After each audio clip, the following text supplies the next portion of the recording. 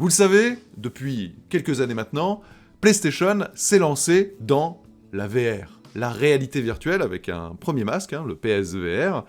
Eh bien, si l'on en croit une interview accordée au Washington Post, Jim Ryan, le boss de PlayStation, dit ceci, je le cite.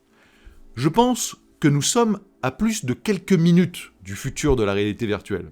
PlayStation croit en la VR, Sony croit en la réalité virtuelle, et nous sommes convaincus qu'à un moment donné dans le futur, la réalité virtuelle représentera une composante significative du divertissement interactif. Est-ce que ce sera cette année ? Non. L'année prochaine ? Non plus. Mais cela viendra-t-il à un moment donné ? Nous y croyons. Et nous sommes très satisfaits de toute l'expérience que nous avons acquise avec le PlayStation VR, et nous avons hâte de voir où cela nous mènera dans le futur. Ok, alors là, pour moi, il y a plusieurs choses extrêmement importantes. Est-ce que ça sera cette année ? Bon, ça, on s'en doutait. Non. Mais là, franchement, c'était sûr. Par contre, on pouvait avoir des interrogations sur l'année prochaine, 2021. On lance la console en 2020, Noël 2021, boum, le PSVR 2, eh bien, aujourd'hui du moins, Jim Ryan nous dit clairement non.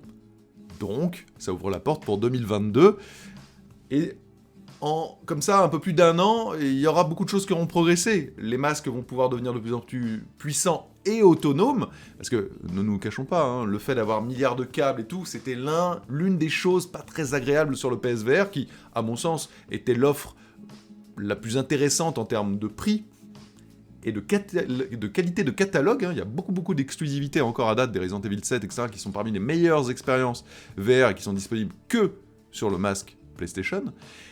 Mais c'est vrai que tous les câbles et tout, enfin bon bref, il y avait des améliorations à faire, eh bien, ils ont un peu plus de temps devant eux, et on sent bien, si on revient sur les propos aussi de Shuei Yoshida, qui est très PSVR, eh bien qu'ils veulent avoir des gros jeux, et pas juste des petites expériences. Donc, à suivre. Et ben, en attendant, pour ceux qui ont un PSVR, justement, et qui veulent se prendre une PS5, vous allez pouvoir l'utiliser.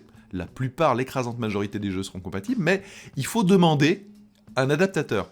Alors c'est totalement gratuit, mais il faut juste que vous vous rendiez sur ce site, camera-adaptor.support.playstation.com, et vous allez arriver sur cette page, et là, il faudra juste mettre le numéro de série de votre petit module, là, le petit bloc, ça par exemple, s'il pouvait disparaître sur PS5, ce serait cool, et on vous l'enverra directement. Voilà.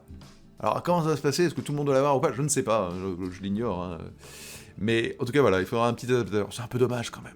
C'est un petit peu dommage. Pourquoi avoir besoin d'un adaptateur en plus ? Ça pourrait pas être compatible directement, mais c'est comme ça, c'est comme ça. Bon, en tout cas, le PSVR sera compatible de cette manière-là.